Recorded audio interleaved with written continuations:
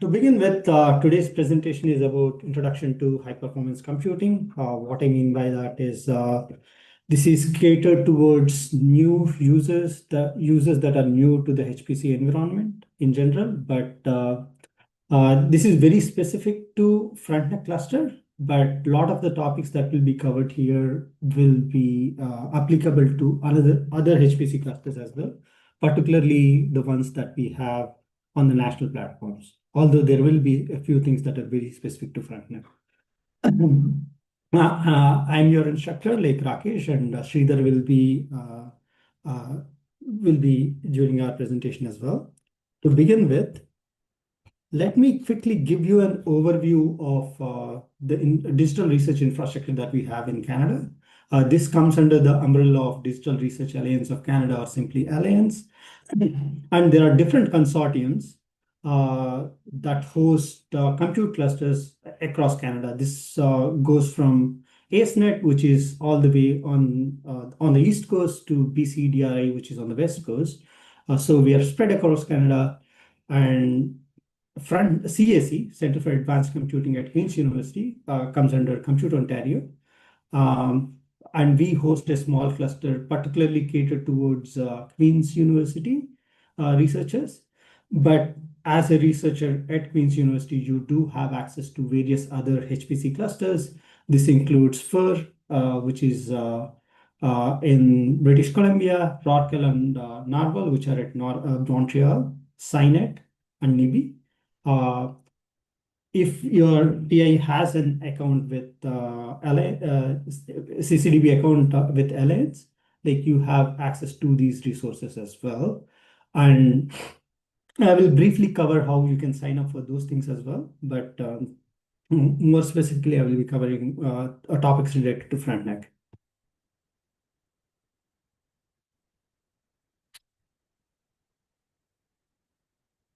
So before we begin, like, what is a compute cluster essentially? What is a high-performance compute cluster? It's nothing but a bunch of computers working together and communicating with each other as to a high-speed network, and it has a centralized data storage system and some login access to access these compute resources. So a simple compute cluster can be done with the workstations or the CPUs that you have at home, or like a smaller workstation as well. This is one that I had at my place a few years ago, where these are simply workstations that are connected together to run some MPI related parallel computing jobs. On a HPC environment, this is good, but the amount of resources that are available over here are pretty limited.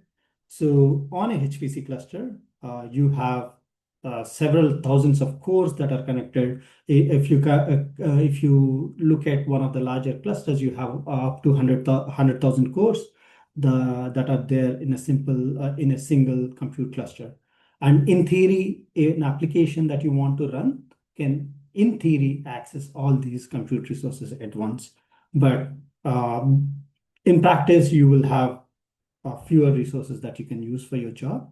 In this case, we have, in this particular diagram, if you can see my arrow pointer over here, like, what you can see is a couple of nodes that are connected through a high-speed network, and you have racks of such nodes connected together along with some data storage units. That combined creates the compute cluster that can run the simulations. For this current workshop and also other workshops that are part of this this series, we have created some temporary accounts, student accounts that are valid somewhere until mid-November to end of November, depending on when you have the workshop. After which, if you are part of if you are part of a research group at Queen's, you are eligible to apply for a CAC account, which gives you full access to the compute cluster. Right now, we have a particular reservation that has a few set of nodes, like 4 compute nodes, that gives you roughly 100 cores of compute resources that can be accessed through student account. But if you want to sign up, I'm hoping like you are thinking of signing up for a CSE account to get more access to the compute cluster, in which case we have a registration form for the link here, and you can register on that particular site. I will give you a quick demo of what that form looks like. So this is the registration form. So you when you sign up, if you are a PI, if you're a prof at Queen's University, you sign up as a principal investigator. If you're a part of the research group as a student, like either a postdoc, a PhD, or master's or undergrad as well, you sign up as a collaborator, and followed by you have to specify your principal investigators institute email. Based on that, you will be you can search for your group names, and through that you can sign up for this particular form. Once your PI approves your account, it comes to our admin, and we will do the activation from the admin side after verifying everything is good or not. That's a quick introduction to how you can get a CSE account to access the compute resources on Frontenac. Once you have the account, like you need some kind of SSH client to access the compute cluster. So if you are using Windows, you can use something called MobiXterm if you have it, or Windows have something called PowerShell. You can use that as well. I would, if you are new to HPC environment, like I would prefer using MobiXterm. You can just simply Google MobiXterm on a web browser, and you can get an portable application that you can run on your particular cluster. If you are either using Mac or Linux, there is an application called Terminal, and you can use that to launch an SSH client, which can be used to connect to the compute clusters. So for this workshop, I will quickly show you how you can use PowerShell as well as MobiXterm. I have Windows machines, so I can't really show how it looks on a Mac OS, but if you search for the terminal application, it should pop up, and it will look very similar to what I'll be showing right now. So the way I do it is like you can just search for this application. If you type PowerShell and click on that, this window will pop up. Essentially, this is an SSH client to connect. So you can use this to connect to a remote server, which is the Frontenac in this case. So the way to do it is you use something called SSH followed by your username. You must have received an activation email that looks that specifies how to activate your account. Once I log in, I'll give you about 5 minutes. If you haven't already activated your account, you can do that right now. And you have to sign up for an MFA, which needs multi-factor authenticator such as Google Authenticator on your phone. Probably will take 5 to 10 minutes after I give you a quick demo of how to log into the cluster, so then everyone can log into the clusters and follow along. So the first thing you have is you have to specify SSH. It specifies that I'm using secure shell to connect to the Frontenac cluster, followed by your username. My username that I have for these workshops is SA4898001. For the rest of the accounts, these 3 digits are going to change depending on what username is assigned for you in that particular email. So login.cac.queensu.ca. Once you do that,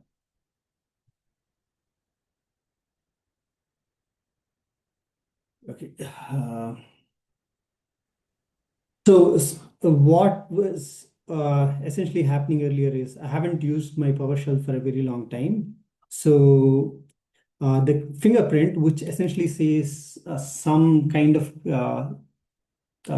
MAC address or a key for this particular remote server, which is login.cac.queensu.ca. Since I last logged in, it kind of changed because our login nodes have changed.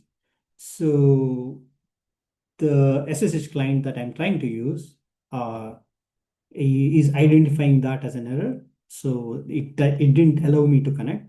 So what I essentially did is I removed the file that has all the known hosts, and now I'm able to connect right now. It asks whether I want to include this fingerprint to my known host, and once I click yes, it's replacing whatever the known host that I have with the new one, and now I can connect it. Once you do SSH, your username followed by the server name, it gives you a prompt for the password.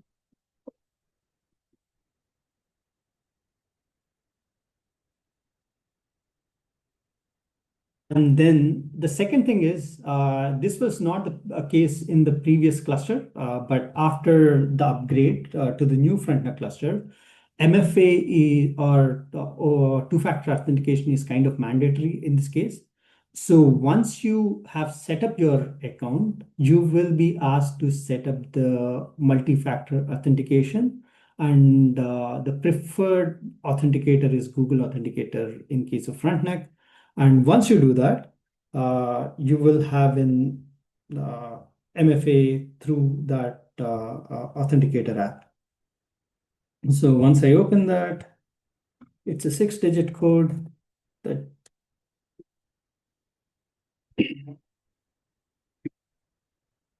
I waited for too long, so the connection got cut.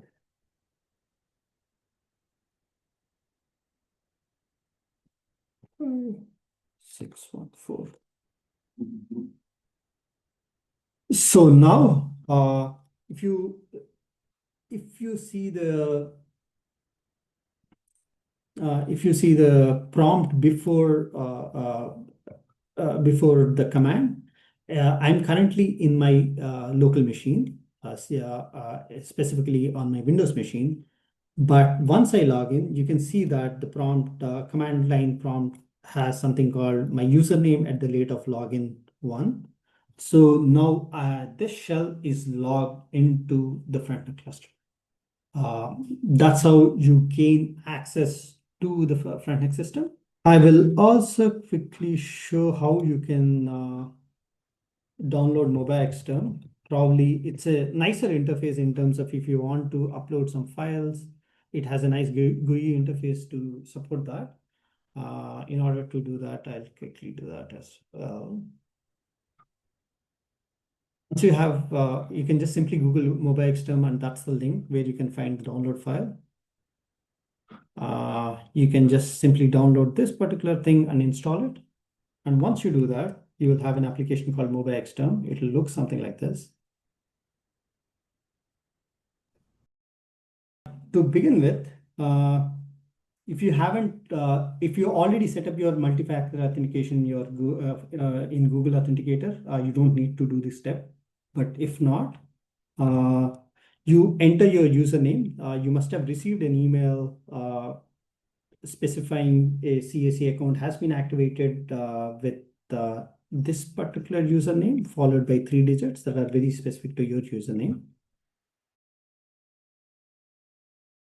And when I click sign in, I will be prompted for my password. I just maybe enter that.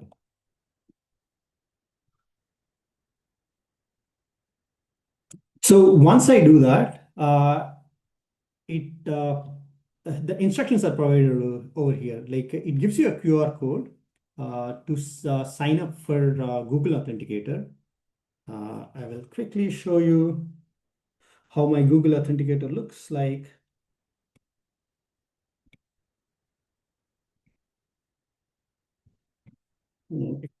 Camera, like that's my Google Authenticator, and you can click the add sign over here, and you can scan the QR code, and that will give you access to the Google Authenticator. Okay, once you scan that, you just enter the OTP that has been given on the Authenticator app. So in my case, it looks something like this. I just say, just for my identification, what this device is, submit. Okay, something went wrong.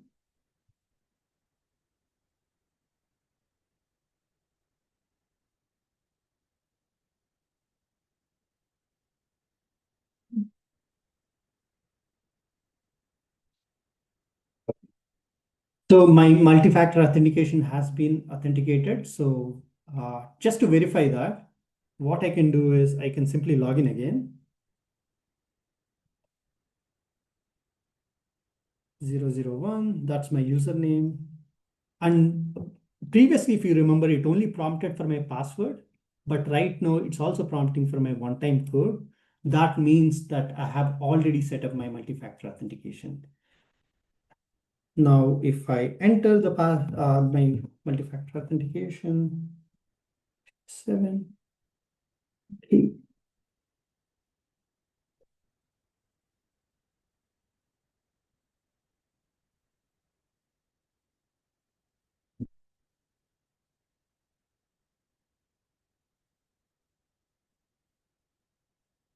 So once I do that, I'm logged into the CodeFront portal, which is just a portal to manage your user accounts and things like that. It doesn't necessarily give you the access to the Frontenac cluster. Only way you can access is through this, or there is another application called Open on Demand. Through that, you have a nice you have few applications like Jupyter and RStudio, which I'll be presenting in a bit of a later time. Once you do that, once everything is set up, and if you have your multi-factor authentication set up, that's all you need to access the Frontenac cluster. Actually, when you enter your password, irrespective of whether you entered the correct password or not, it will still prompt for OTP or MFA. It's only when either of these things fail, it will not let you log in without specifying where the error has exactly occurred. This is kind of a design decision for security, actually. So make sure you have your password right, or if not, like I would also suggest to resetting your password using the CodeFront portal, like the same portal over here, frontneck.cac.queensu.ca. When you try to log in, you'll be prompted to click on forget password, and through that, you can actually change your password. So when you log in the first time, and if you're using the temporary password that was sent to you by an email or something like that, you'll be forced to change it. Yeah. Yeah, that's also an expected behavior. So Once you have logged in, like just to specify a few things over here, the command that I used is SSH, my username. The student for student accounts, it starts with SA followed by a specific code for the workshop. For this for this workshop, it's 4898 followed by 3 digits that's specific to the username, and then the name of the server that we are trying to connect, which is login.cac.queensu.ca. In some scenarios, if you are plotting something or need some graphic user interface for some reason, you can actually pass a flag called -y that enables X11 forwarding to the terminal, through the terminal to the Frontenac cluster. And let's say if you're plotting something like and if you do not specify this flag, you will not be presented with any graphical output. In case if you need any graphical output, you have to specify this particular flag, which is optional. But I have to say that using a GUI interface on login nodes or compute nodes is not that smooth in terms of rendering, because there is more amount of data that needs to be transferred between the cluster and the uh, uh, and your local machine, and that's never that smooth. And with that, I will quickly give an overview of how a compute cluster looks like. Previously, this is what a compute cluster looks like. When we did SSH client, what we are essentially trying to do is connect to the login nodes that we have on the compute cluster. So these login nodes are just a gateway to the compute cluster, to the Frontenac cluster. All the compute resources are elsewhere.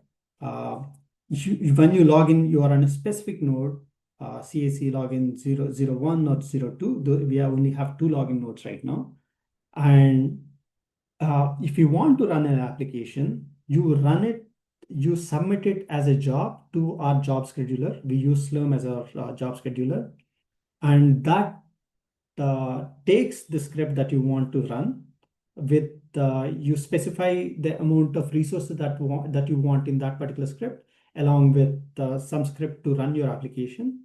So the Slurm, which is the scheduler for our system, takes that input, takes the resources that you ask for, and puts these jobs in a queue. And when it finds the resources that you need for your particular job application, it submits that job to a compute node to run on the compute node.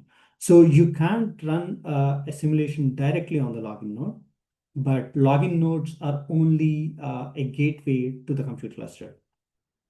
And all the data is stored on a global file system called GPFS.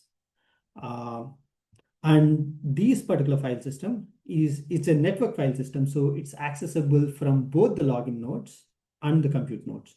So compute nodes and login nodes see the same file system. So essentially your home directory where you have all your files, or your project directory where you have your group files, can be seen from both compute nodes and login nodes. And these nodes are essentially similar in what they contain, and what they contain and what they can access. But login nodes are just a gateway where you can't run the application, because when hundreds of users are trying to use the login node, and if someone tries to run an application, these login nodes typically have 20 or 24 cores.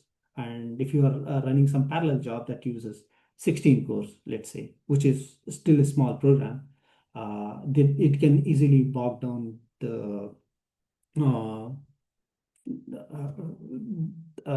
resources that are available for rest of the users. So we monitor login nodes for any such usage, and we'll kill any applications that use up more resources.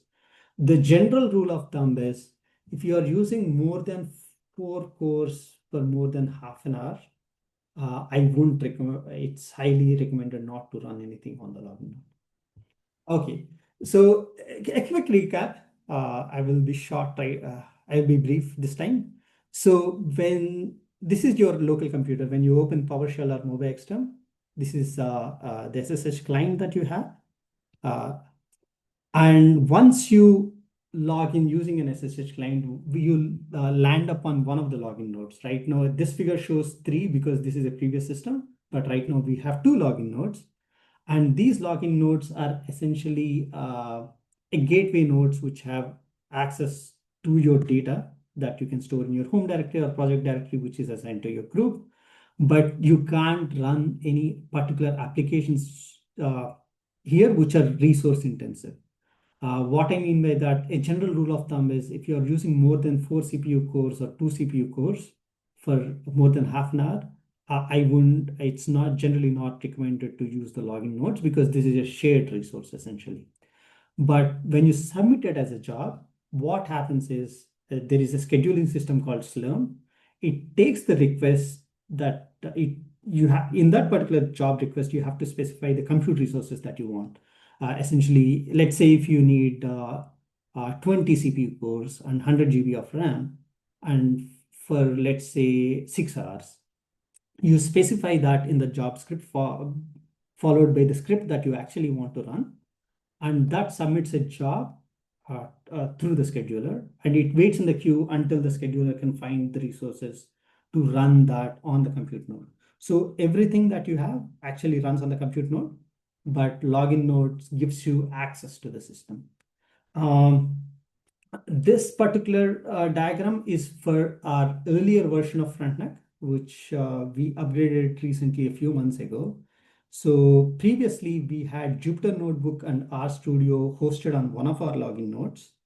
And as you can see, if many users are using RStudio and Jupyter Hub, that particular login node can quickly run out of resources. So in the current iteration, we took that out and we have something called Open On-Demand platform where we host RStudio on the Jupyter Notebook. And good thing about that is you can run it on the compute nodes. You have the user has to request for the compute resources to launch the application, and those resources are essentially dedicated for that duration for your application, and you can use that particular application to run your scripts or applications. To give a quick overview, Frontenac cluster currently has roughly 3,500 to 4,000 cores, and the size of the cores typically vary from 24, and the latest, most of the nodes that we have are 64 cores per node. There are few larger nodes as well. So it goes up to 128 cores, but we have few of them. A typical node on Frontenac cluster has 256 GB or 490 GB per node, but we have some large memory nodes. Suppose if you're running something related to bioinformatics, like we understand that the memory requirements are large. For that, we have a few large nodes as well, going up to 2 terabytes of RAM. We do have a few flavors of GPU, although it's limited. Like we have P100s, B100s, and A30s for the most part, and we also have RTX 6000 that's accessible to all the users. You can run the simulations up to 14 days in the current on these GPU nodes and also all the CPU nodes that we have. But we have limited access to, which are not highlighted, which are a bit blanked out here for RTX 4000 and A100s. If you want to run an application using these particular GPUs, the time limit is 6 hours. The reason for that is these are contributor nodes with specific access to specific groups who have contributed to that. But for a general user, it's still accessible but with a lower time limit. The reason for that is if there is a job coming from the contributed users, we don't want the users to wait for a longer time than 6 hours. That's kind of a middle ground we took on this particular nodes. All our clusters, similar to any other HPC cluster that we have, runs on a flavor of Linux. The one that we are using right now is Rocky Linux for all the logging nodes and the compute nodes. And the systems are more or less uniform in terms of the base OS that we have on both logging nodes and compute nodes. In addition to that, like we have the Frontenac cluster have several softwares that are already pre-installed as modules. In this presentation, we will provide a quick demo of how you can load the modules to use in your script. This includes programming languages. If any programming language that you can think of that's generally used in scientific computing is available. Some of them include C, C++, Python, R, Fortran, MATLAB, Julia, and so on and so forth. If you are running a parallel application, we have libraries to support that. This includes MPI, OpenMP, and CUDA for GPU programming. We also have several software packages. This includes ANSYS, Abacus, ParaView, SAMTools, Quantum Espresso, OpenFOAM. These are only a few things that I put over here, but in total, we have close to 2,000 applications that are pre-installed on our software stack, and it to serve a broader audience that we have. If you find that some application is not available on our cluster, you can still open a ticket with us. If it's open source, and if it can be installed on a Linux system, probably we would be able to install it for you on the system as well. One thing about commercial software, if you see over here, we have ANSYS, Abacus, and MATLAB. For Queen's users, MATLAB is available through Queen's licensing, so that's available you need to sign some user agreements, and that's available. But for some other commercial software like Ansys or Abacus, the research groups or the users are responsible for their licensing server. So we provide the software, but if the software needs to check out some licenses, that has to be either hosted at some other system, or you can talk to us if you want us to host the license servers. If we have the capacity, we can support it, but we can't guarantee that. One more thing I want to specify is each compute node that I missed in this particular slide is you have a network file system called GPFS, and all your home directories, project directories, or scratch directories that is used to run your simulations are mounted over here. But the compute nodes itself has a hard drive attached to it. It can be an SSD or HDD, and that's not network attached. Like that's specific to that particular compute node. Some of the times when you are doing high IO operations, meaning high reads and writes, if you read and write to a compute node to the GPFS system, that can be limiting based on the network speeds that you want to achieve. So in those cases, you can actually use the node local storage, which can vary from 500 GB to 1.5 terabytes per node, and use that disk space to write the intermediate files. But one thing is, it's only valid for the duration of your job. So your workflow should be in such a way that any data that you want to keep for the long term has to be copied back to the global file systems. So coming to the file systems, like this is a picture of our previous GPFS system that we had. And I'm pretty sure our new system looks pretty similar to that. What you can see over here is it's a bunch of hard drives acting as one single unit. And the home directories that once you log in, each user is given a home directory, a scratch directory. This is not necessarily true for the student accounts, but a general Frontenac account starts with HPC, and those accounts have access to a home directory and a scratch directory. We had quotas for each of these file systems in the previous iteration. We are still trying to figure out what should be the quotas in the current GPFS system, but it will be in the order of few hundred gigabytes for home, and for scratch, it will be few terabytes. And lastly, you also have a project folder you can also have a project for your folder for your group. For that, the request has to come from the PI, and based on that, we allocate some quota for the project directory as well.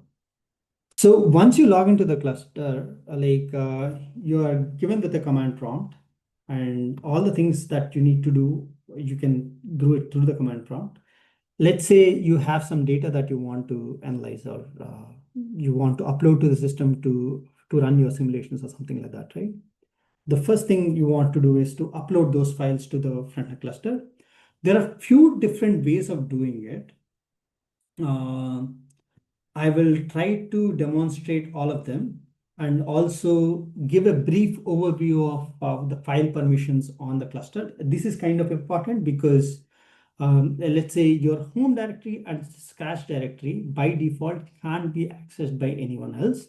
And it's not a good idea to provide access to any other users through file permissions. But global project directory, which I have shown here, is for the group. So if you have any data that you want to share among your research group, this is where you place your files. But you have to be specific about the file permissions that you assign to that, who can access it, and so on and so forth. In the next few slides, I'll provide you a quick overview of the file permissions, and also some resources that you can look into further as well. So right now, I'm in my PowerShell. So it looks slightly different because I'm using some other program. Let's say I create a file called test workshop 2025 txt.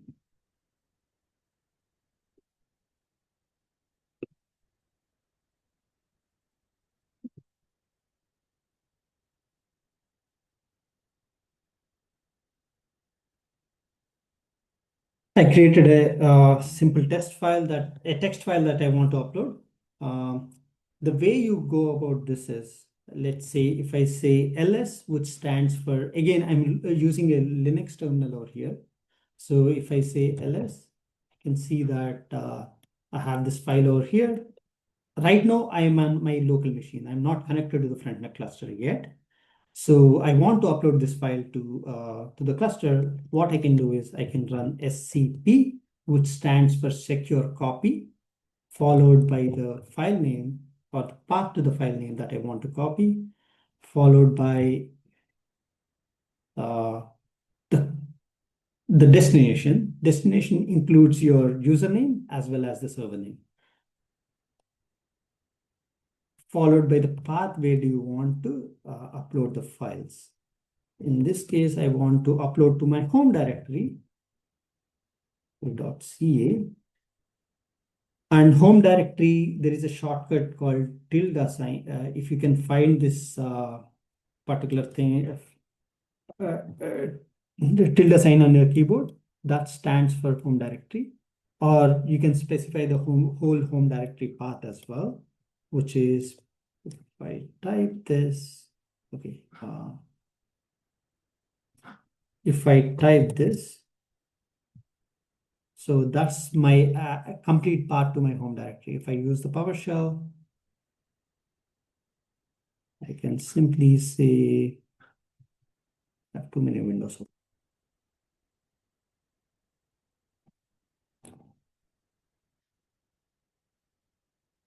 So that's not my username.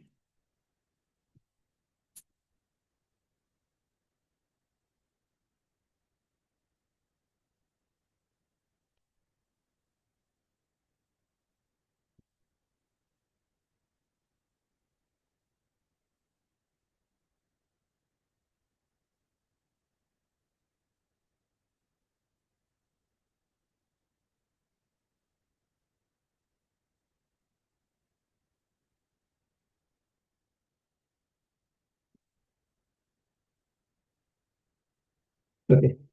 So it prompts me for my password, the same thing as the login, and then the 2FA.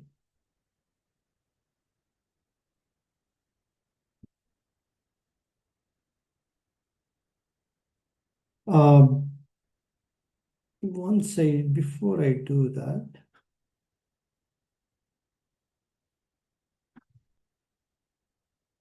now this command shell I use to log into the cluster. If you can see again, that file has been transferred to the cluster, to my home directory in this particular folder.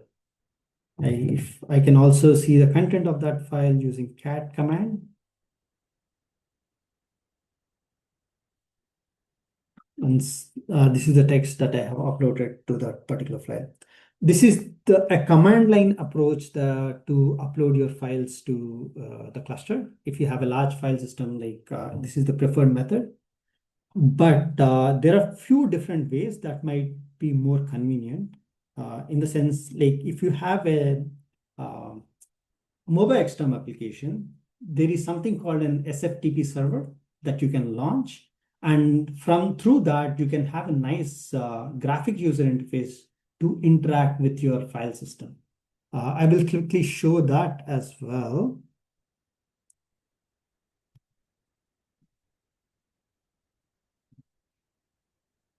In this case, if I click on sessions over here, if I click sessions over here and click new session, I can click on SFTP over here. That launches an SFTP server. So the remote host that I want to connect to is login.cac.queenstu.ca. This is specific to the Frontenac cluster. This is the server name, followed by it's also asking for my username, SA4898001. And because we are enabling MFA, you have to also specify some advanced settings over here. And in this case, you have to specify that it uses two-factor authentication. Just tick mark that. And once you click OK,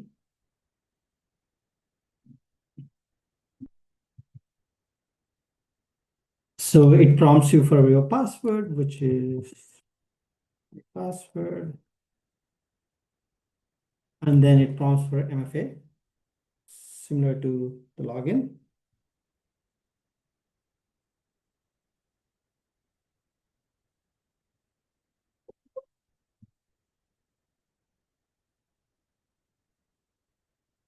And now you can see that you can see my all the folders that we have. And you can see the folder that's been uploaded over here. And you can either download, this is the upload button to upload any file from your local system. Let's say if I want to upload this particular file, I can do that as well. Or if I want to download something, I can do the same thing using this particular button. So Mobile Extern gives you a nice graphic user interface. For Mac users, there are other applications as well. I think CyberDuck is one.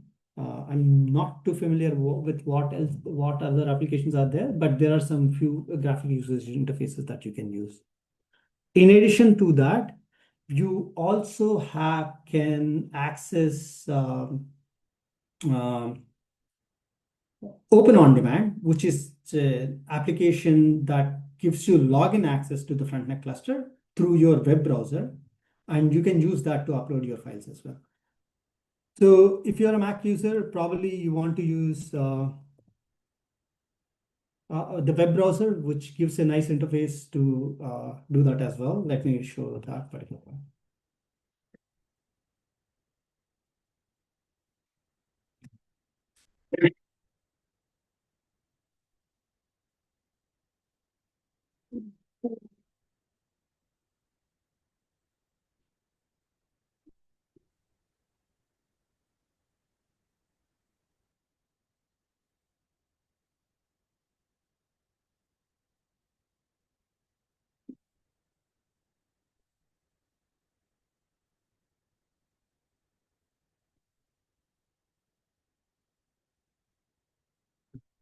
So can everyone see my web browser? Yep. In this case, I'm logged into login.cac.institute.ca through my web browser. That gives you to an online platform called Open on Demand. So you can access the Frontenac resources using Open on Demand as well, or the terminal. In this case, if I want to upload a file, you can click on Files over here, Home Directory. And then you can either upload or download files. So once it refreshes, you can see all the files that I have. This is the file I just uploaded it. This is the file that I previously uploaded it through the command line. This is one of the files that I uploaded through Mobile Extern. You can do the same. You can browse files on your system. Let's say IBM Spectrum Scale. I'll do that. And I can upload that as well. Probably if you're a Mac user, this is one of the convenient ways you can upload the files as well. Provided it's not too large file. Provided the file is not too large.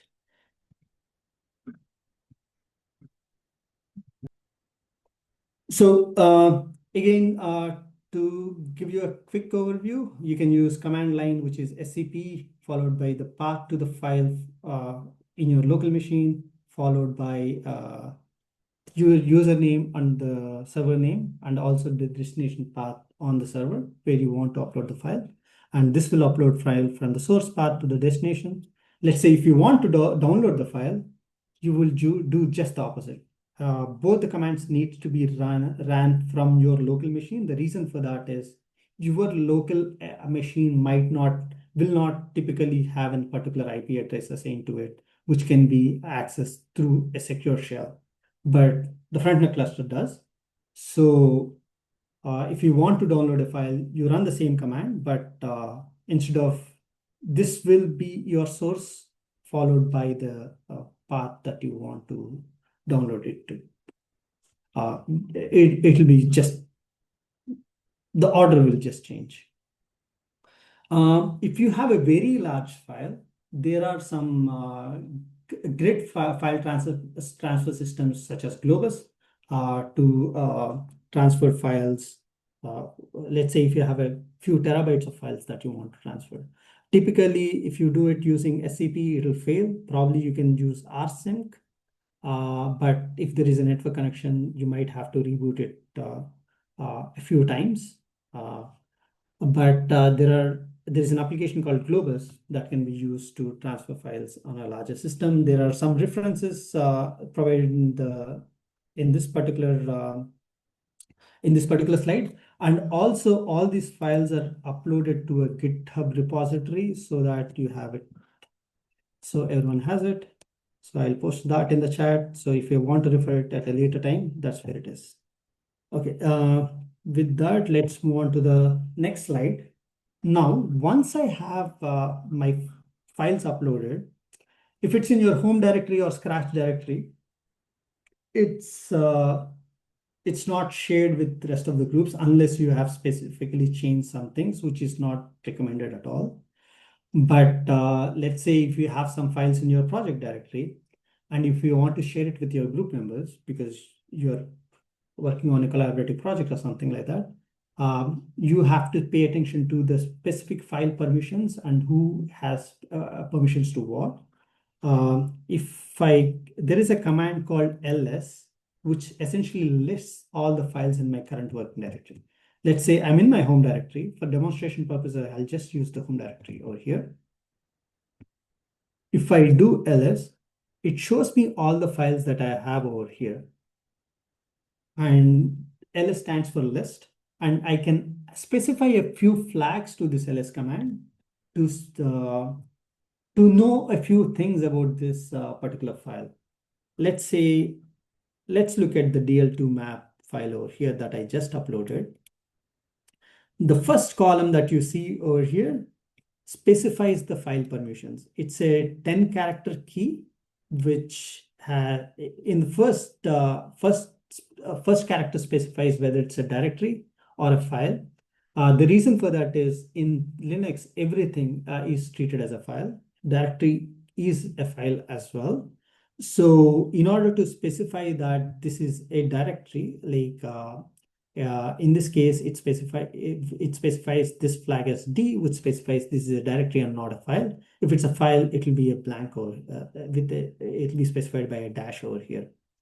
The following 3 characters specifies the permissions that you assign for the owner of that particular file.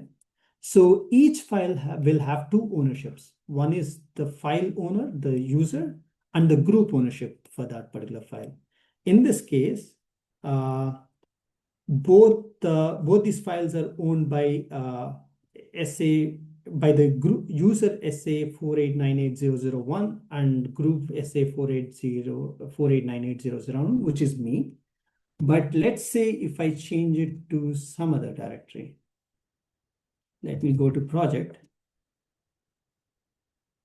This will be a good example. And there is a project directory called SG489000 that's assigned for this particular group.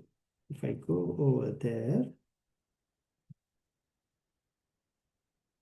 if anyone is interested, this is the path that I'll post it in the chat. If I do an lsla command over here, you can see that there is a folder called workshop, and it's owned by SA489001, and the group ownership belongs to SA489000, which all the users in this group belongs to that particular group as well. So what I have specified here is, as the owner of this particular folder, I can either read, write, and execute this particular folder. So I have both read, write, and execute access. Like, let's say if you have an executable file, your application, you need executable access to run that. The next 3 digits specifies the group ownership, followed by anyone else in the group, anyone else that can access the cluster. So in most scenarios, this should be completely closed down. But in my case, people can't still access it because the parent folder has no access to the others of the group. So this particular folder can't be accessed by anyone else. But it's nevertheless a good practice to not assign file permissions to everyone else, others in that particular system, unless you have a specific reason to do that. Let me go to this particular directory. Like the command for this is cd, which stands for change directory. And if once I go there, I can list all the files that are there. And you can see that different file permissions are assigned to that. So to provide further information, on Linux, this is a shared system. So it's a multiple user system that can use the system simultaneously. So the file permissions are set to grant access to each of these users in the file system. First is user, group, and others. Let's say if you want to change the file permissions that are already existing in your existing file permissions, you can use 2 commands, which is chmod, chmod, followed by, let's say, I have a particular, in this particular example, it's in my global home HPC 4898, which is my regular account, HPC account. And I had a folder called simple, some CUDA programming folder, and I want to change the permission of this particular make file. And I want to give write access to that particular make file. I can just simply say chmod g+w, which says that add write permissions to the group. G stands for group and W stands for write. And that make file will be given a write permission. Same thing with, let's say I want to make this file executable for some reason. What I can do is chmod u+x makefile. That will make this particular file as an executable, which is equivalent to .exe files in Windows. And I can also change the ownership of a file. In most cases, this requires admin privileges. And if you need to change those permissions, and if you want to transfer some files to your members of the group, like, you can send us an email and we can help you with that. And the command for that is chown, change ownership. First thing specifies what should be the user that owns the file, and followed by colon and the group name, followed by the file name that you want to change the file ownership. That's a quick overview of file permissions, and you can find more information on this in this particular reference that I have given in this particular slide. As I've previously mentioned, that's a quick overview of different file, how you can upload files, how you can assign file permissions. This is a very quick overview, but you can also specifically give a particular user a particular file permission as well through something called access control list. I will not, it's a bit of an advanced topic for the introductory seminar, so like I'll not get into that, but there are documentations on our wiki pages that you can follow for those things. Moving ahead, I have previously mentioned that there are several softwares that are pre-installed on our software stack, but these are not necessarily available by default in your user environment.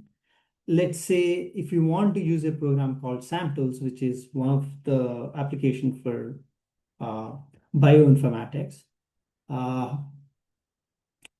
it's not loaded by default. So, and these are installed in something called modules. And the same application have different versions of it. So if everything is loaded at once, there will be conflicts on which version to use and so forth. So everything is arranged in a hierarchical tree. We have if standard packages that are loaded by default. This is called a standard environment. This includes any compilers that you generally use, GNU compilers or Intel compilers, applications that you need for MPI programming and so on and so forth are loaded by default. We previously had a standard environment called 2020, and a few years ago, the new standard environment that is loaded by default is standard env 2023.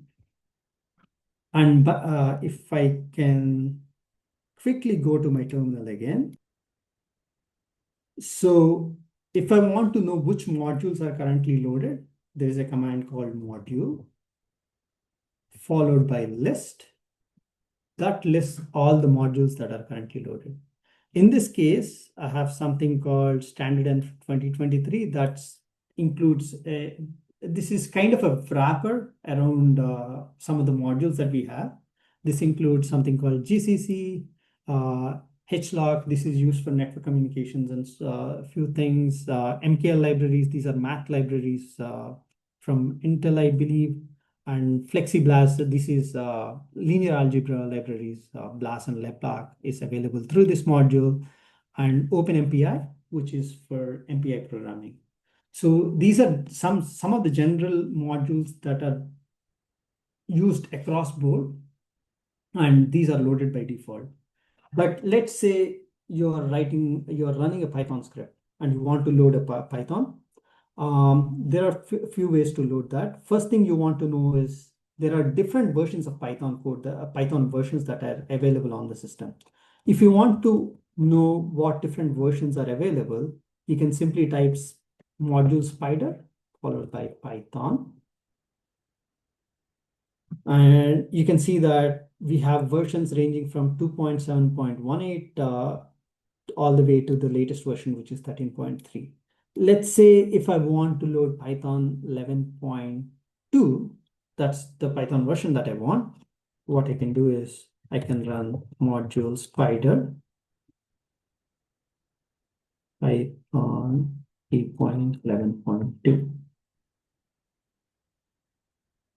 So if you go to the very top, it specifies the modules that I need to load in order to load this particular module.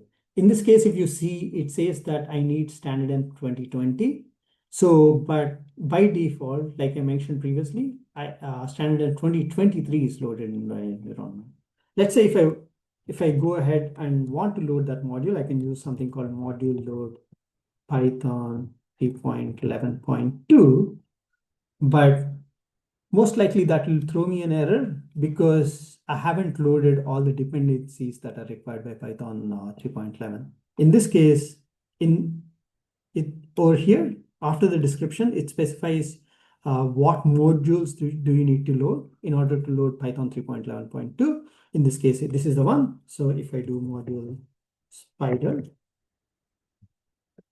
module load, if I do module load, and 2020,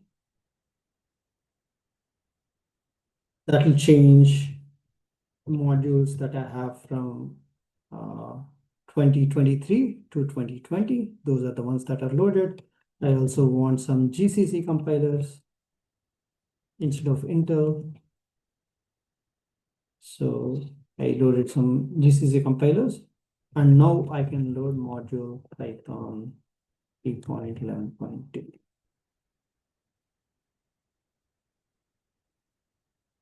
So if I do module list again, it shows me that I have Python 3.2 loaded on that, and I can run Python over here. I'm still on the logging node, so I don't want to run anything that's computationally intensive. This is just for demonstration purposes. So it's not using any resources right now. So that's a quick overview of how to load modules. So what essentially happens is when you run the module load command, there are certain variables that Linux uses to find the specific applications. Like this includes some variables called path, library paths, and C paths.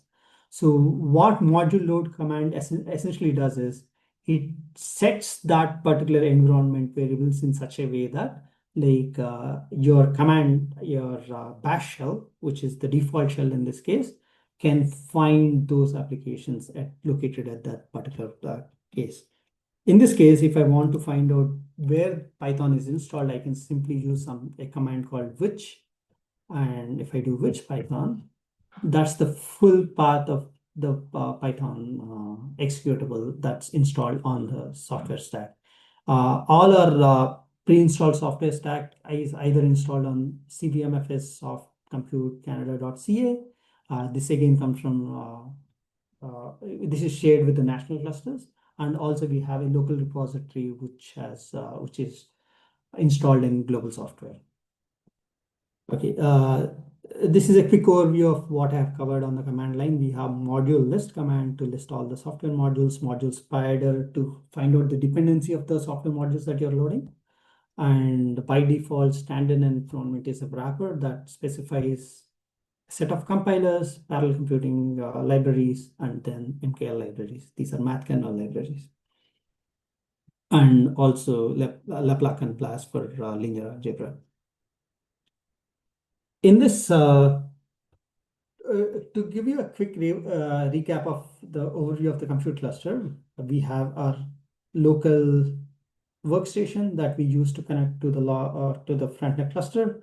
And once you log into the Frontenac cluster, where you land is a login node. And if you want to run an application, you have to submit it as a job script to the Slurm controller, and that with specifying the amount of resources that you need for your job to run on the compute cluster. The way you do it is through in general, if you want to run many simulations, like you do it non-interactively, meaning like you submit the job through the scheduler using a job script, and you wait for the job to complete and write the results to your file system that where you want to store. A typical job script will look something like this. Let's say in this case, I'm calling a job script called submitjob.ca. The first line of any job script has to specify the shell that you're using. By default, in most cases, we use bash shell, which is kind of a shell application to interact with the Linux system itself. There are other shells as well as TSH and CHS and so on and so forth, but bash shell should be sufficient in most cases. Then next to this, this line will be more or less same for all the job scripts. Followed by that, you have to specify the resources that you require for your job to run. And these are defined by spatch directives. In this case, I'm specifying that I need one compute node. And end tasks over here specifies the amount of CPU cores that I need on that particular node. In this case, I need a total of 4. And since I'm only using one node, it will be 4 cores on that particular node. And then also you have to specify the time limit. In this case, I'm asking for 3 hours. This is seconds, minutes, and hours. If you have days, you can specify something like this. Let's say if you want to ask for 1 day, 3 hours, you can specify it as 1 day, 3 hours, 0 minutes, and 0 seconds. And the fourth directive that you need, it's commonly recommended to specify is memory, like how much RAM you want. In this case, I'm saying that I need 4 gigabytes of RAM per CPU. Since I'm asking 4 CPU cores, the total RAM that I'm asking on that particular node is 16. That's my resource ask. In addition, you can also specify where do you want your error output and error and output commands to be written to. So when you run your application, that application interactively on the command line. Let's say if I'm running the module load command over here, right? It prints something to the screen to give the user feedback of what's happening behind the scenes. That's written to standard out or standard error. In this case, when you're running the application non-interactively, you don't have an interface to the job that's running. So, but the standard output and standard out error might be important if you want to debug something at a later stage or trying to know what happened with your job. For that case, you can specify where those things are written to. In this case, I'm specifying that write the output, which is the standard output, to job name followed by %J, which stands for the job ID. When you submit a job to the scheduler, you are assigned with a particular job ID. So when you run your job, anything that you refer by %J in your job script is translated to your job ID. So that way you can have a unique output file for each of the jobs that you're running, and followed by the list of commands that you need to run your application. Let's say I have an R script, my script.r, and that takes some input parameters over here. In this case, I'm saying that module load GCC 3.9.0, which is the C compiler that I want to use. And I compiled my program already, and I'm just running it using this particular line. That once I submit the job and resources are allocated, these lines in the job script are executed line by line. Typically, hash on a shell script stands for commenting out. But in this case, sbatch is a special directive which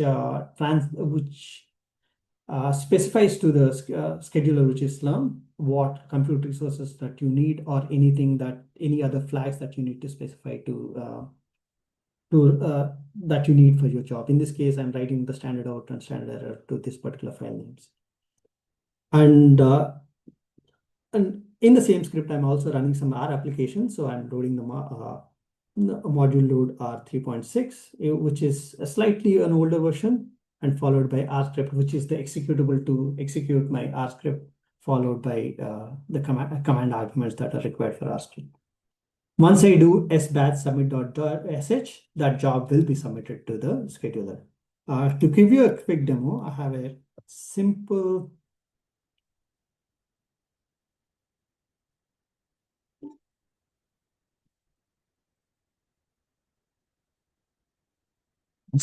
job over here.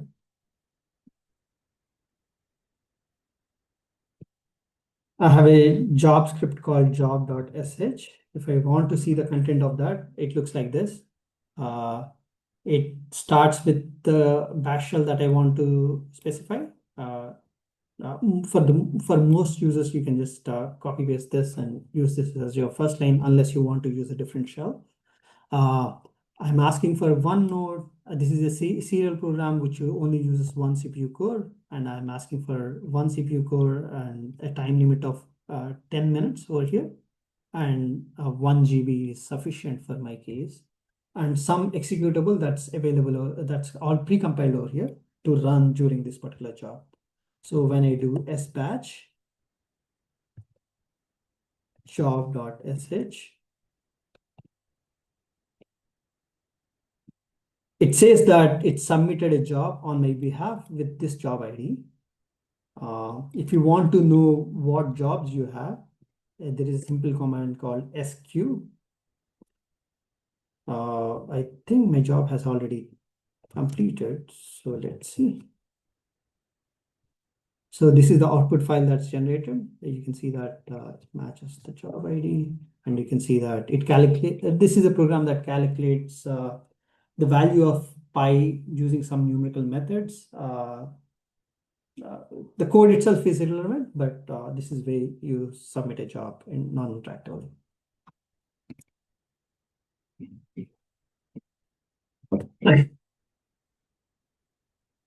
If you want to run the same job, like let's say you're debugging your code, and if you want to run a small application interactively to see what's happening, you can do that using something called an slog command. You pretty much have to specify the same things over here as well. The nodes that you use, number of CPU cores, the time, and the memory. I would always recommend to at least specify 4 of these things. There are more Slurm directives that you can specify, meaning like what should be the standard output name and things like that. But this is the minimum requirement that I would recommend everyone, because if you don't specify this, there are some default values, and those might not be what you are looking for your application. For example, if you don't specify mem per CPU or just mem, which specifies the total RAM on that particular node, it defaults to 256 MB. For most applications, that's not sufficient. And it's by choice that we made that decision, because we want users to know what resources that they want and to specify as close as to what they require for their particular application. So if I do, you can get in this case, this job ran non-interactively, but if you want to run it interactively, you can specify that as well. You say slog nodes equals 1 and tasks. You don't have to specify sbatch, but these are the flags. I'll say mem equals 1G. You can either use mem per CPU to specify memory per CPU core, or you can specify memory as a whole for that particular node. What else? Time. I'll just ask for 30 minutes because this is an interactive session. I want to keep the session alive for some time. Okay, there's a typo.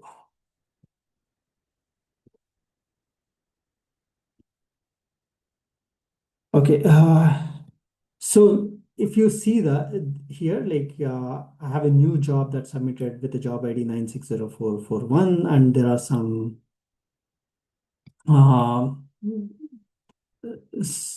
lines specifying the status of that. Now I'm being allocated to a compute node called Frontenac 051. For this workshop, we reserved Frontenac 4 nodes, 051 to 054. So I got one of the nodes. Now, if I want to run the same application, if I do job.sh, I can just simply copy this particular line that I want to run and use that. And instead of printing that the output of this particular file to a file, slum followed by the output name, it prints it to the screen. So it will look similar to what we have over here. Timings might slightly change, but you see the value of pi is calculated to be this, and it gives some metrics about how much time it took to execute this particular executable. That's a quick overview of how you can submit a job to the scheduler. And this is and one more thing is, if you want to ask for GPUs, this is for only CPU only nodes. Like in this case, I didn't ask for a GPU node, so I didn't get a GPU node. Unfortunately, I can't demonstrate it with my student account because GPUs are not available over there, but let me use my standard account to access that. If you want to request for GPU resources, there is an additional directory that you need to specify, which is called gres equals GPU, followed by the flavor of, it's a good idea. You can just say, you can skip this and specify the number of GPUs that you want. But in general, you can also specify the specific version of GPUs that you want as well. The reason for that is our cluster is pretty heterogeneous. It grow as we got resources to add to the compute cluster. So we have a few different flavors of GPUs. If you have seen here, it's P100s, B100s, 830s, and RTX 6000s, which are available for up to 14 days. and RTX 4000 and A100 for 6 hours. If you want to run your application on a particular GPU for any specific reason, you have to specify that in the directives over here. Hi, Rakesh. I have a quick question. Are the MPI or OpenMP and all those parallel processing libraries installed on the Frontenac or not? Yes, they are. They are, okay. Yeah, for OpenMP, like it's part of the GCC toolchain. Like GNU compilers actually have OpenMP, and you can use some flags to compile it with OpenMP. That's for multi-threaded programming. For MPI, we have OpenMPI. Like if you see the module list command over here,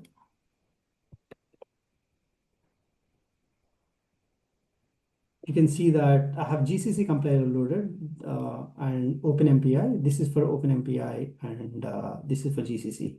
If you see MPI-CC, which is used to compile MPI code using OpenMPI, you can see that it's located over here, and the version is 4.03. This is an older version, but if you load module load standard and 2023, you have a different version of OpenMPI as well, 4.1.5. Okay, and yeah, and these are for the students. So if someone wants to have their own allocation and own software stack, does the cluster provide that as well? Or that is something I remember from my experience in the past. So Yes, there are several other softwares that are already installed. But if you have an open source software that can be installed across board, and there is multiple use cases, we usually install it on our central software stack. If not, like if only your group has access to that, we can install it in your home directory as well. Okay. We can install it in your home directory. Let me put it that Okay, way. okay. Yeah, thank you. So, in this particular example that I've shown, I have only specified very few directives that you can use. There is a long list. I quickly provided some of the directives that you might require in your case. If you are using an MPI program, probably you have to specify NTAS. But in case of if you're using multi-threaded programming, the general recommended directive to use is CPUs per task. That is how many threads per task that you want to run. And that sets a few environment variables on Slurm, which can be used by some of the OpenMP multi-threaded programming that runs on the system. Again, for GPUs, you can specify it as GPU type and number of GPUs, or just simply GPU followed by N. I will not get into all these directives. Like this is just for reference, and Schedemy website, which is the developer for a scheduler, Slurm scheduler, has much more details on this as well. Moving on, in this case, I have shown you an example of submitting a single job to the scheduler. In some scenarios, you might be running a parametric analysis, and you want to submit where the jobs are similar, but the input parameters slightly vary between each particular job script. In those scenarios, you can use something called array jobs or GNU parallel to submit jobs multiple like it's a single job, it's multiple jobs through a single script. The way you do it is you have the 4 directives: nodes, tasks, time, and memory. And also you have something called an additional directive called -- array. And if you specify it from 1 to 10, what the scheduler essentially does is it takes that particular job, submits it to the scheduler, and it waits in the queue. And when it's time to run your particular simulation, what it does is it submits this job with array equals 1, and that sets a special ID, and you can use this particular variable in your application to run slightly different things. You can, let's say if I have program X, some random program that I'm generating, and based on this input that I provided to the program, it can work on different data that I have in my application that I'm working. So in that way, you can run simulations, multiple jobs with a single job script. And it can be handy in some scenarios. When this is particularly useful when you are doing some kind of parametric analysis, where you are running the same applications, but the input parameters are slightly changing between the jobs. In this example, the Slurm array task ID varies from 1 to 10, 1, 2, 3, 4, 5, 6, 7, 8, 9, 10, and you can also specify it to be a discrete values. In this case, it can be, I'm asking it to submit 4 jobs with array task IDs ranging from 1, 3, 5, and 7. Or you can specify, in this case, it increments by, if I specify column 2, it increments by 2. So 1, 3, 5, 7, 9, and so on and so forth. And the last thing is 1 to 10 percentage 2. What it does is you have 10 array jobs that you want to run. Let's say the cluster is empty and the scheduler is able to find all the resources that you want at the same time. In theory, you can run either 1 job or 10 jobs at the same time. But in some scenarios, like if you're reading and writing to the same data, there is contention of reads and writes between the applications. And sometimes you want to regulate how many jobs can run at a single time. In this case, I'm using percentage 2. So only 2 jobs will run in sequence at a single time. So 1 and 2 will run in the beginning if they can. Only once 1 or 2 completes, the 3rd job can start in this scenario. There is a reference to the wiki documentation on align scan, which gives a much more good overview of job arrays. Before I close the presentation, I just wanted to give you a quick overview of how you can use Python packages on the cluster. So in the previous scenario, like I have loaded a Python module, but most of the things that you need for your application might be available in a Python package, which is not necessarily installed on the compute cluster. We have a module called SciPy Stack, which contains all the commonly used Python packages. This includes for scientific computing, especially NumPy, SciPy, Pandas, and Matplotlib for plotting and so on and so forth. It's a long list. But in case you don't have this module, like if you go to the online forums, many of them will be suggesting to use Anaconda. We don't recommend using Conda or Anaconda on the system because for 2 things, it's not optimized for the system, for the cluster that we have, because it creates its own set of environment and installs a lot of packages that are not necessarily required for your application, which are already available on the system. And second thing is, there is a set quota, or there will be a set quota for each user in the future. So if you're using Condas, it creates a lot of small files, then you can quickly run off that quota. So therefore, we don't support Anaconda and Conda as well for these reasons. So if someone uses Conda, you're on your own in some sense. So in order to isolate, like if you want to install a package, the general recommended way to install it is in a virtual environment. It creates an isolated environment that doesn't conflict with let's say for one scenario you want to use BioPython, and some scenario, for some other scenario you want to use NumPy.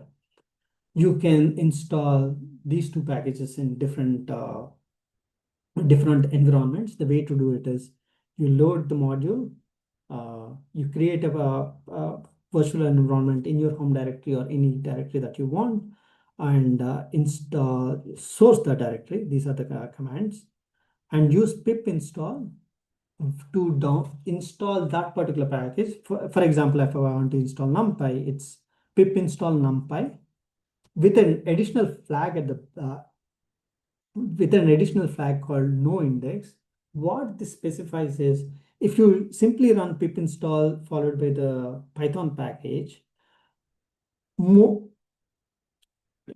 happens is if we have that Python package, it looks for we have a local repository of Python packages that are compatible with our software stack. So most of the packages that come from pypy.r are not necessarily compatible, and even if they get installed, sometimes they throw errors. That's the reason we maintain a local repository. If some wheel is not available, please write to us, email us, and we can build a wheel for you. So if you run pip install without the no index flag, what it does is it downloads the wheel from pypy.org, and that will not necessarily be compatible with the system. And that's the reason you want. And second thing is you have to install it in a virtual environment. If you don't do that, it will be installed in a user directory, in your user directory.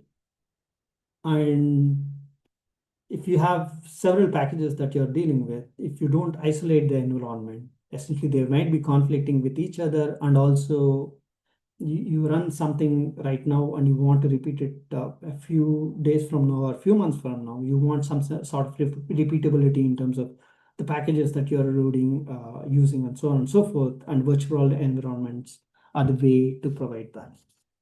That's a quick overview.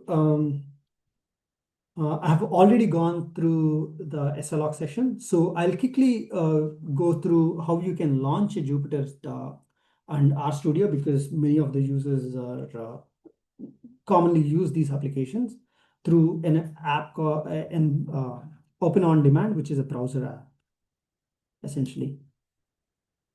So if you remember previously, I have used login.cac.queensu.ca to log into Open On Demand, and you can upload files over here.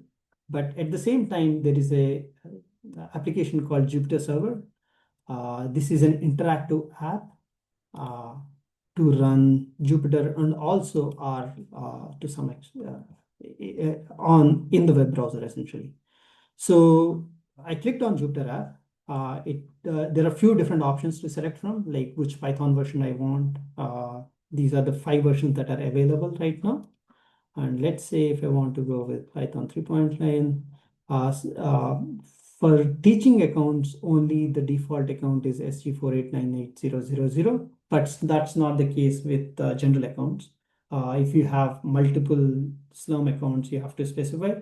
This holds true for running it on the command line or on Open On Demand. Then I specify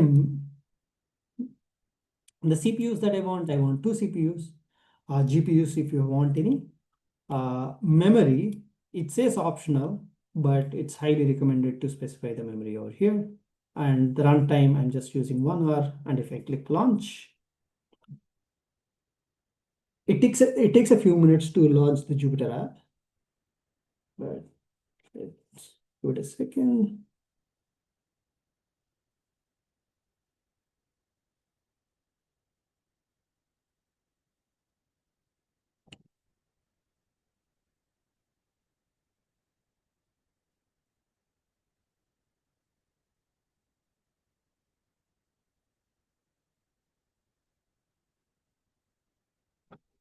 Okay, it takes a minute to launch the Jupyter app on the compute cluster. Like I previously mentioned, this Jupyter or RStudio is running on the compute node. So the scheduler has to go in, find the resources, launch the server over there, make the connections, and that needs a few minutes of time.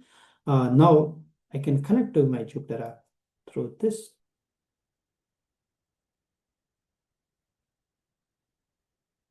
Good. So once you launch it, like these are things that you will see in your Jupyter app. So this is the default kernel that's available. And there are a few things on the side as well. Let's say if I want to use NumPy, it's not available by default. If I do import NumPy, that's NP. It throws me in, it should throw me an error saying that. Okay, so it's taking a minute, but eventually it will throw me an error saying that NumPy is not available. Or it's available for some reason. But in any case, like the CPMFS software stack that we have available can be loaded through the right-hand panel over here. If you click on this particular tab over here, this lists all the folders, the files and folders that you have in your home directory, which is the default when you log in. And if you click on here, you can load the modules as well. Let's say if I want to load SciPy stack, I want to load a particular version of SciPy stack, I can do that. I can click load. And through that, I can actually, now I can use the software. If it's not already available, you can use NumPy or Pandas in this particular JupyterLab app. And also, let's say if I want to launch some other kernel, you can also launch a few kernels from here as well. Let's say if I want to launch RStudio, you can do that as well. There are 2 versions of RStudio that are available. Once I do that, you can see that there is RStudio popping up, and I can launch RStudio using JupyterLab over here. It takes a minute to load it. Same thing, I believe Julia is another kernel that I can launch as well.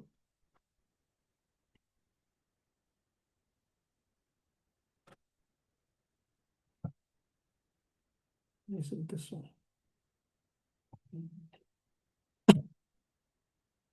Yeah, if you launch Julia kernel, Julia is another programming language. I can use that to launch a Jupyter kernel as well.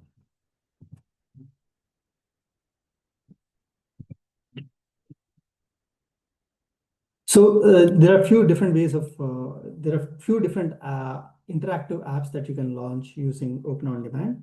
We will be adding more to this. Like right now, we only have Jupyter and RStudio because those are the applications that were available in the previous clusters. Just to maintain the consistency, these were made available. But eventually, there are plans to add more apps to this platform. That's a quick overview. Same thing with RStudio as well. You choose the R version that you want. We have several versions available, and the resources that you want, and launch, and that will launch a new RStudio server. For RStudio server, you can either launch it through Jupyter or using the direct kernel that we have. That's bulk of things that I want to cover. Let me see if I have anything else. Before we go, like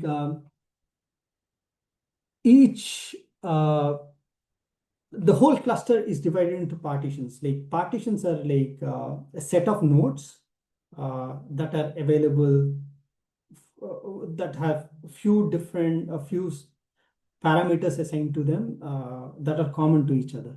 In this case, we have assigned time-based partitions on the cluster. So almost all the nodes are available, including contributor nodes, are available in 6 hours partition. Let's say if you want to run a job for 6 hours or less, there are more compute resources available to you compared to 24 hours and 14 days. So if I want to know the breakdown of it, you can simply run this particular command.